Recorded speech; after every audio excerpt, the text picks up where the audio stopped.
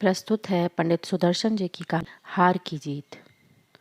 माँ को अपने बेटे और किसान को अपने लहलहाते खेत देखकर जो आनंद आता है, वही आनंद बाबा भारती को अपना घोड़ा देखकर आता था। भगवत भजन से जो समय बचता वह घोड़े को अर्पण हो जाता।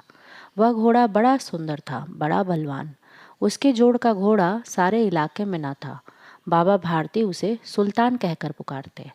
अपने हाथ से खरहरा करते, खुद दाना खिलाते और देख देख कर प्रसन्न होते थे।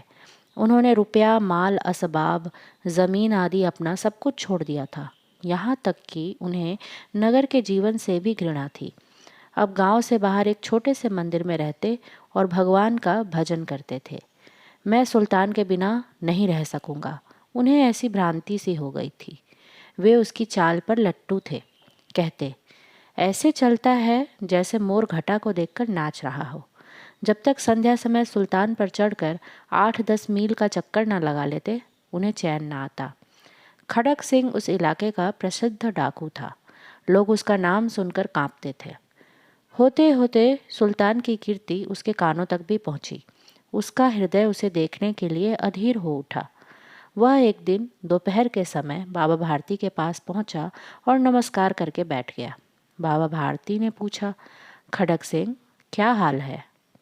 खड़क सिंह ने सिर झुकाकर उत्तर दिया, आपकी दया है। कहो, इधर कैसे आ गए? सुल्तान की चाह खींच लाई। विचित्र जानवर है, देखोगे तो प्रसन्न हो जाओगे।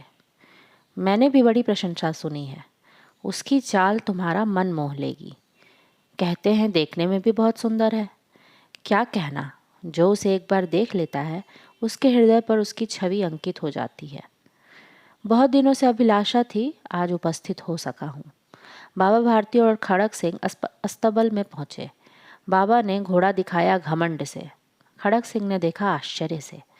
उसने सैकड़ों घोड़े देखे थे, परंतु ऐसा बांका घोड़ा उसकी आंखों से कभी न गुजरा था। सोचने लगा, भाग्य की बात है, ऐसा घोड़ा खड़क सिंह के पास होना चाहिए था। इस साधु को ऐसी चीज़ों से क्या लाभ? कुछ देर तक आश्चर्य से चुपचाप खड़ा रहा। इसके पश्चात उसके हृदय में हलचल होने लगी। बालकों किसी अधीरता से बोला, परंतु बाबा जी, इसकी चाल ना देखी तो क्या?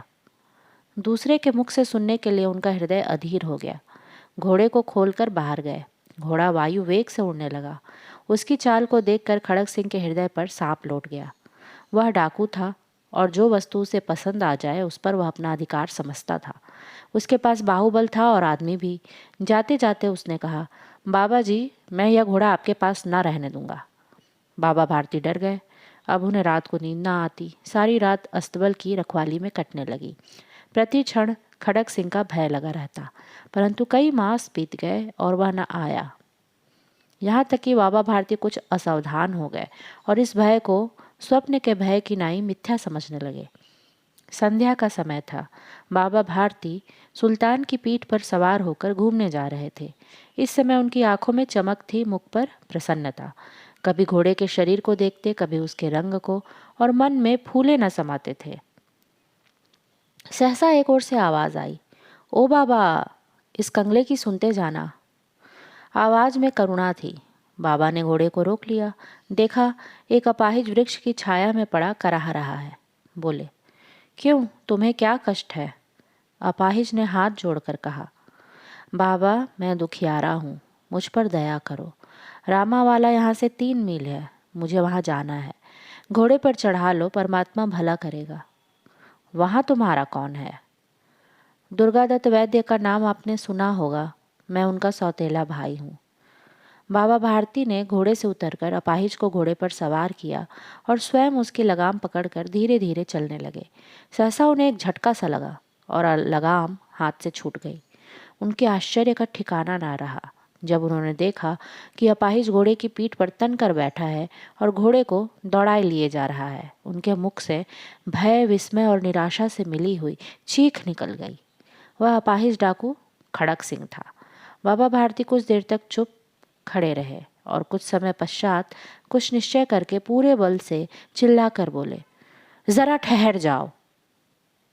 खड़क सिंह ने यह आवाज सुनकर घोड़ा रोक लिया और उसकी गर्दन पर प्यार से हाथ फेरते हुए कहा, बाबा जी, यह घोड़ा अब न दूंगा।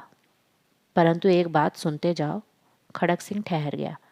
बाबा भारती ने निकट जाकर उसकी ओर ऐसी आंखों से देखा जैसे बकरा कसाई की ओर देखता है, और कहा, यह घोड़ा तुम्हारा हो चुका है। मैं तुमसे इसे वापस करने के लिए ना कहूँगा, परंतु खड़क सिंह, केवल एक प्रार्थना करता हूँ, इसे अस्वीकार न करना, नहीं तो मेरा दिल टूट जाएगा। बाबा जी आज्ञा कीजिए, मैं आपका दास हूँ, केवल घोड़ा न दूंगा। अब घोड़े का नाम न लो, मैं तुमसे इस विषय में कुछ न कहूँगा। मेरी प्रार्थना केवल यह है कि इस घटना को किसी के सामने प्रकट न करना। खड़क सिंह का मुंह आश्चर्य से खुला रह गया। उसका विचार था कि उसे घोड़े को लेकर यहाँ से भागना पड़ेगा, परंतु बाबा भारती ने स्वयं उसे कहा कि इस घटना को किसी के सामने प्रकट न करना। इससे क्या प्रयोजन सिद्ध हो सकता है? खड़क सिंह ने बहुत सोचा, बहुत सिर मारा, परंतु कुछ समझ न सका। हार कर उसने अपनी आंखें बाबा भारती के मुख पर गड़ा दी और पूछा, बाबा जी, इसमें आपको क्या डर है? सुनकर बाबा भारती ने उत्तर दिया, लोगों को यदि इस घटना का पता चला तो वे दीन दुखियों पर विश्वास न करेंगे। यह कहते कहते उन्होंने सुल्तान की ओर इससे इस तरह मुंह मोड़ लिया जैसे उनका उससे कभी कोई संबंध ही नहीं रहा हो। बाबा भारती चले गए, परंतु उनके शब्द खड़क सिंह के कानों में उसी प्रकार गूंज रहे थे। सोचता था, कैसे ऊंचे विचार हैं, कैसा पवित्र भाव है। उन्हें इस घोड़े से प्रेम था। इसे देखकर उनका मुख फूल की नाई खिल जाता था। कहते थे, इसके बिना मैं रह ना सकूंगा। इसकी रखवाली में वे कई रात सोए नहीं, भजन भक्ति न कर रखवाली करते रहे, परंतु आज उनके मुख पर दुख की रेखा तक न दिखाई न पड़ती थी। उन्हें केवल यह ख्याल था कि कहीं लोग दीन दुखियों पर विश्वास करना न छोड़ दें। ऐसा मनुष्य मनुष्य नहीं, देवता है। रात्रि के अंधकार में खड़क सिंह बाबा भारती के मंदिर पहुंचा। चारों ओर सन्नाटा था। आकाश में तारे टिमटिमा रहे थे। थोड़ी दूर पर गांव के कुत्ते भौंक रहे थे। मंदिर के अंदर कोई शब्द सुनाई न देता था। खड़क सिंह सुल्तान की बाग पकड़े हुए था। वह धीरे धीरे अस्तबल के फाटक पर पहुंचा। फाटक खुला पड़ा था।